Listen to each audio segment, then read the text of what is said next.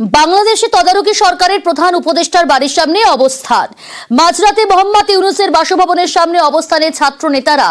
সেনা পুলিশের ব্যারিকেড ভেঙে অবস্থানে বৈষম্য বিরোধী আন্দোলনের আহতরা।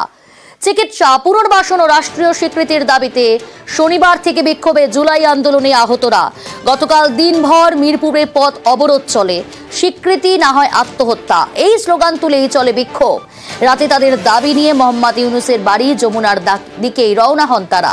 শাহবাগ এলাকায় তাদের বাধা দেয় পুলিশ। এরপর সেনা ও পুলিশের ব্যারিকেড ভেঙে ইউনূসের বাড়ির সামনে পৌঁছে যান তারা, আর সেখানেই শুরু হয় অবস্থান। পরিস্থিতি নিয়ন্ত্রণে রাতেই সেখানে যান জুলাই আন্দোলনের এক ছাত্র নেতা হাসনাত আব্দুল্লাহ। সেখানে উপদেষ্টাদের সমালোচনা করেন তিনি। উপদেষ্টা বাছাইয়ে ভুল ছিল বলেও জানান তিনি। প্রত্যেকটা ন্যায্য অধিকার, কোন মগের মূল্যের অধিকার আমরা এখানে খাটাইতে আসিনি। আপনারা যারা এখন বর্তমান আছেন, আমরা 22,000 আহতদের উপরে আপনারা বসে আছেন। আমরা আপনাদের কাছে অনুরোধ করব, আমাদের পাশে এসে দাঁড়ান। এর থেকে লজ্জাস্কর বিষয় পৃথিবীতে কোথাও কিছু হতে পারে না। যারা আহত তাদেরকে ওভারটেক করে আপনারা অন্য কাজগুলো করে যাচ্ছেন।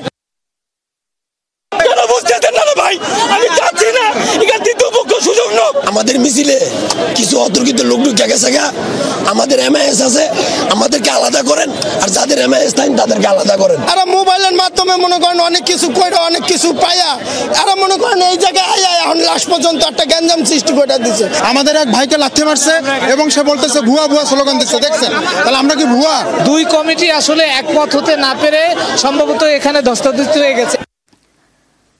বাংলাদেশে ঘরেও চাপ বাড়ছে তদারকি সরকারের উপর। গত কয়েকদিন ধরে ঢাকায় শিক্ষার্থীদের নজিরবিহীন বিক্ষোভ আন্দোলন।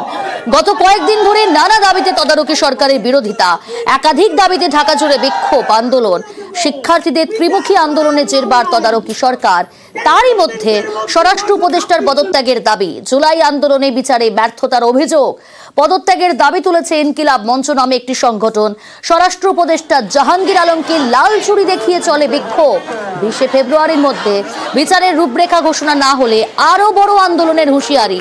এই অবস্থায় কোন পথে যাবেন মোহাম্মদ ইউনূস?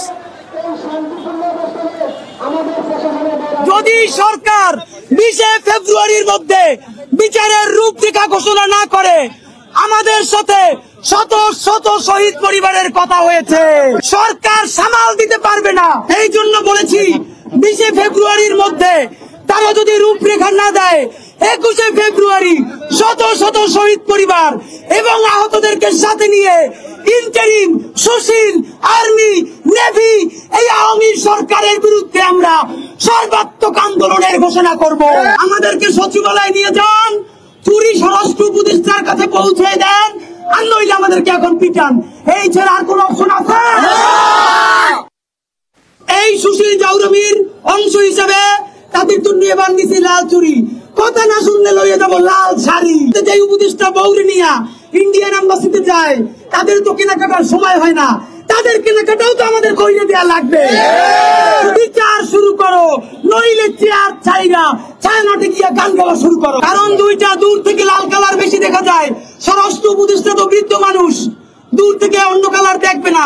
লাল চুরি দেখে যদি তার মধ্যে একটু ভিতরে থাকে, শত শত শহীদের রক্ত লাল, সেই লাল রক্তে রঞ্জিত।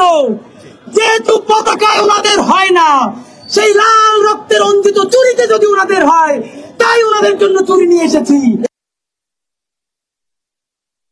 ভাই এটা একটা লজ্জাজনক, ভাই কি বলবো, এতে লজ্জা, মানে এতে লজ্জা আর কোন রাষ্ট্রে আছে কি জানি না ভাই। বেশি কিছু চাই নাই, আমরা রাষ্ট্রীয় সম্মান চাইছি, আমাদের পুনর্বাসনটা চাইছি, আমরা যার যে যোগ্যতার কর্ম পামু আমাদের সেই কর্ম লাইনটা করে দেখ, আমরা ফ্যামিলিগত জানি আমরা চলতে ফিরতে পারি।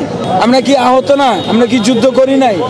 যদি আমরা যুদ্ধ না করি, তাহলে আমরা যদি আহত না হই, তাহলে আমাদের এই দেশ একটু বিদায় করে দেব। আমরা আবর্জনা হয়ে গেছি, ডাস্টবিন হয়ে গেছি।